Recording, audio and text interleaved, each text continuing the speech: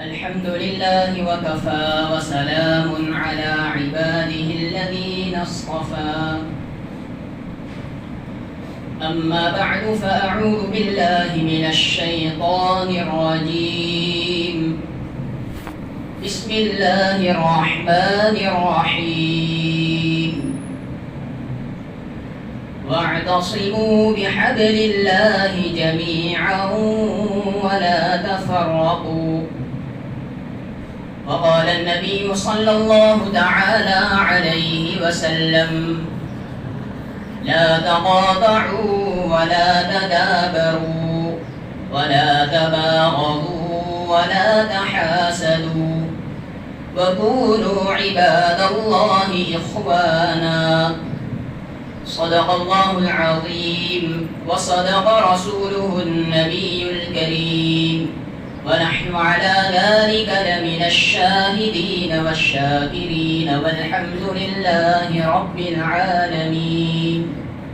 اللهم صل على سيدنا محمد وعلى آل سيدنا محمد وبارك وسلم. برادران اسلام، بزرگان عظام، اسلام نے جس طریقے سے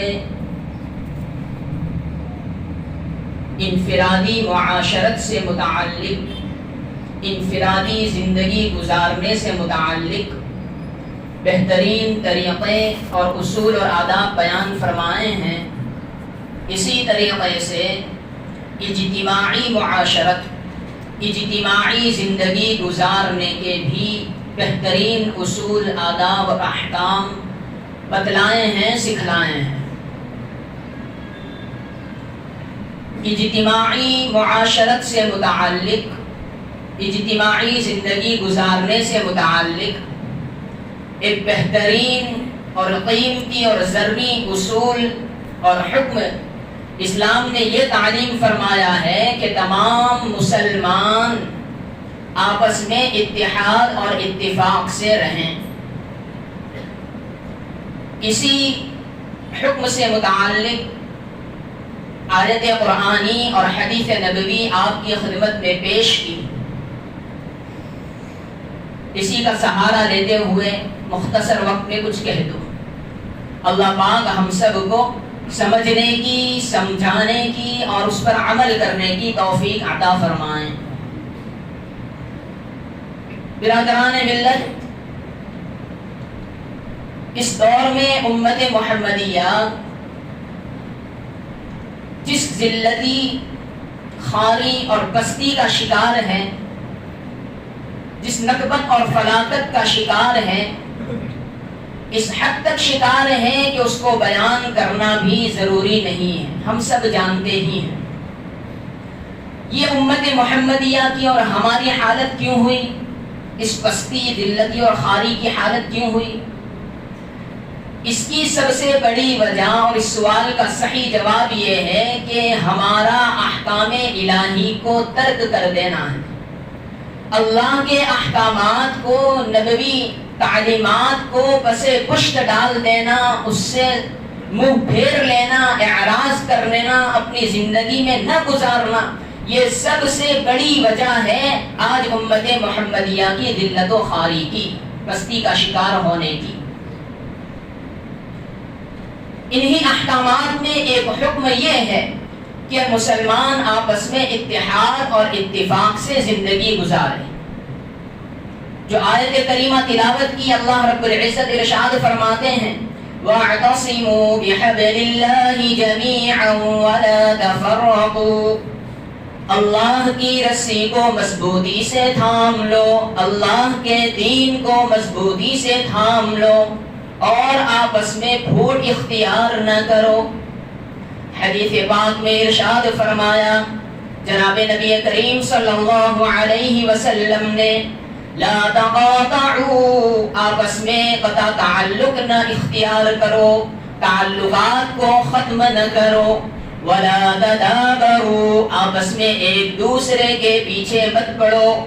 ولا تباغضوا، آپس میں ایک دوسرے سے بغض نہ رکھو. ولا تحاسدوا، آپس میں ایک دوسرے سے حسد نہ کیا کرو. وَكُونُوا عِبَادَ اللَّهِ إِخْوَانًا، اور تم اللہ کے بندے بن جاؤ، بھائی بھائی بن جاؤ. ایک اور آیت کریمہ میں ارشاد ہے اطیعوا اللہ ورسولہ، اللہ کی اطاعت کرو، اللہ کے رسول کی اطاعت کرو. ولا تنازعوا، آپس میں جھگڑا اختیار نہ کرو. فتفشلوا، ورنہ تو تم کم ہمت ہو جاؤ گے. وتذهب ريحكم، تمہاری ہوا اکھڑ جائے گی. واصبروا ان اللہ مع الصابرین، اور صبر اختیار کرو، استقامت اختیار کرو، اللہ کے دین پر، اللہ کے احکامات پر ڈٹے رہو. یقیناً اللہ رب العزت صبر کرنے والوں کے ساتھ ہے، استقامت اختیار کرنے والوں کے ساتھ ہے. یہ چند آیات اور حدیث آپ کے سامنے پیش کی.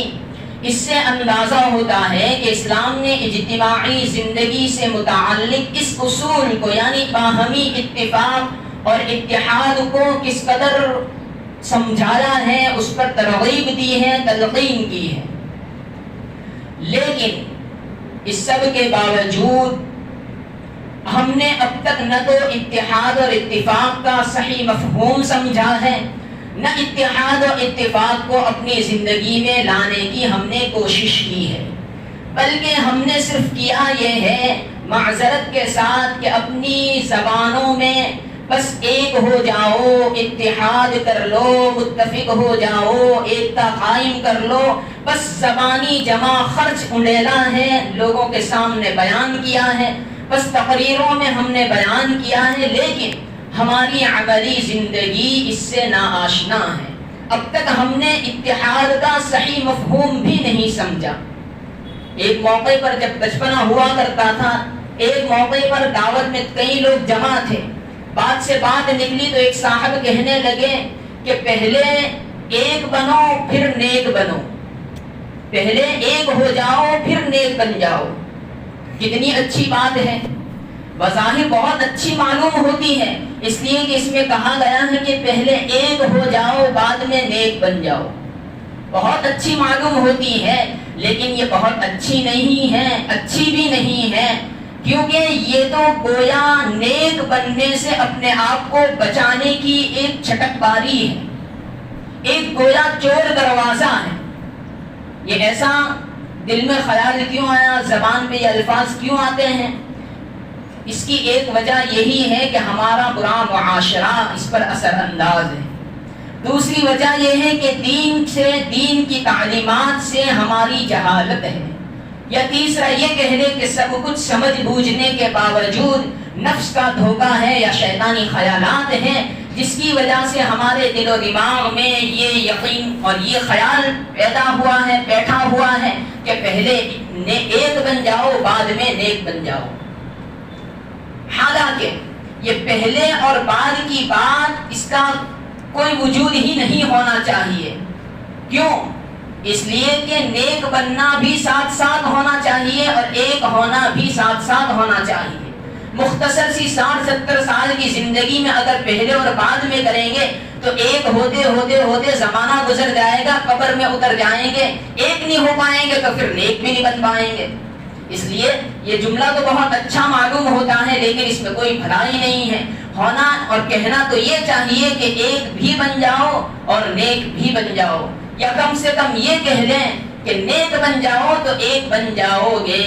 کیا کہا؟ اس کو اپنے دل میں بٹھا لیجئے، پتھر کی لکیر پر لکھے ہوئے کی طرح اپنے دل پر نقش کر لیجئے کہ نیک بن جاؤ تو ایک بھی بن جائیں گے. کیوں؟ نیک بنیں گے تو نیکی کا کیا مطلب ہے؟ اللہ اور اس کے رسول کی اطاعت پر جم جاؤ.